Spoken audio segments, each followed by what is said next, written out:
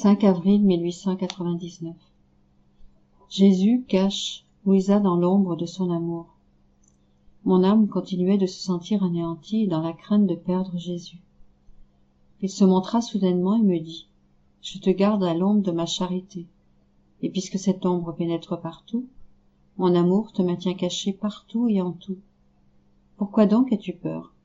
Comment pourrais-je t'abandonner alors que tu es si profondément ancré dans mon amour ? » J'aurais aimé lui demander pourquoi il ne se manifestait pas comme d'habitude, mais il disparut sans me donner le temps de dire un seul mot.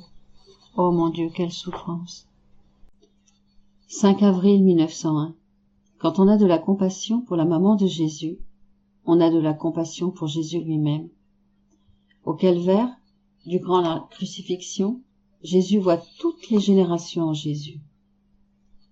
Poursuivant mon état de privation, il me semble que, ce matin, je vis Jésus en compagnie de la Reine Mère pendant quelque temps, et comme mon adorable Jésus portait la couronne d'épines, je la lui enlevai et me suis montrée totalement compatissante envers lui. Pendant que je faisais cela, il me dit : « Aie aussi de la compassion pour ma mère, car mes souffrances sont la cause de ses douleurs. Avoir de la compassion envers elle, c'est en avoir envers moi. » Ensuite, il me sembla me retrouver sur le mont du Calvaire, au moment de la crucifixion de notre Seigneur. Pendant que Jésus souffrait la crucifixion, je voyais en lui, je ne sais comment, toutes les générations passées, présentes et futures. Et comme Jésus contient en lui toutes les générations, il éprouvait toutes les offenses commises par chacun de nous, et il souffrait pour tous, en général, et pour chacun en particulier. J'apercevais aussi mes péchés, et les souffrances que Jésus subissait particulièrement pour moi. Je voyais aussi le remède que Jésus administrait à chacun de nous, sans la moindre punition, pour nos maux et pour notre salut éternel. Qui pourrait décrire tout ce que je voyais en Jésus béni, relativement à tous les hommes, du premier jusqu'au dernier. Quand je me trouve hors de mon corps, j'aperçois les choses clairement et distinctement, mais quand je suis dans mon corps, je les vois toutes confuses, d'où, pour éviter de dire des sottises, je m'arrête. 5 avril 1908. Toutes les prérogatives de la reine maman proviennent du divin fiat.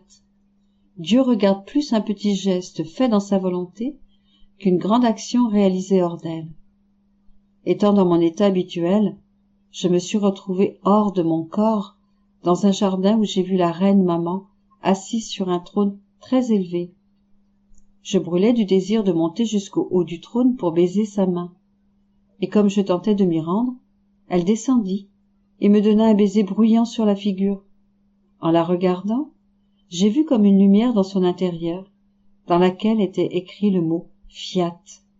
De ce mot descendaient des mers sans fin de vertu, de grâce, de grandeur, de gloire, de joie, de beauté et de tout ce que contient notre reine maman. Tous ces biens provenaient du fiat. Oh, comme il est puissant, fécond et saint ce fiat. Qui pourra comprendre cela ? Il est si grand que j'en reste muette. Ainsi, je m'arrête ici.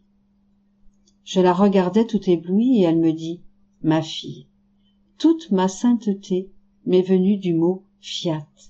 Je n'ai jamais bougé le moindrement, pas même pris une seule respiration, pas fait un seul pas, ni fait aucune autre action, si ce n'est dans la volonté de Dieu.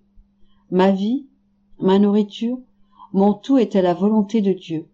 Cela produisit en moi des mers de sainteté, de richesse, de gloire et d'honneur. Tout était divin, non pas humain.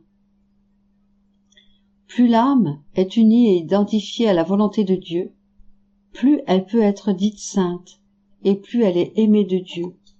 Et plus elle est aimée de Dieu, plus elle est favorisée, parce que la vie de l'âme n'est rien d'autre que le produit de la volonté de Dieu. Comment Dieu pourrait-il ne pas aimer cette âme, puisqu'elle est sa propre chose ? Par conséquent, on ne doit pas se préoccuper de savoir si on fait beaucoup ou peu, mais plutôt si cela est voulu de Dieu ou pas. En fait, le Seigneur regarde plus les petites choses, si elles sont faites dans sa volonté, que les grandes, faite hors de sa volonté. 5 avril 1914. Tout ce qui est fait dans la divine volonté devient lumière.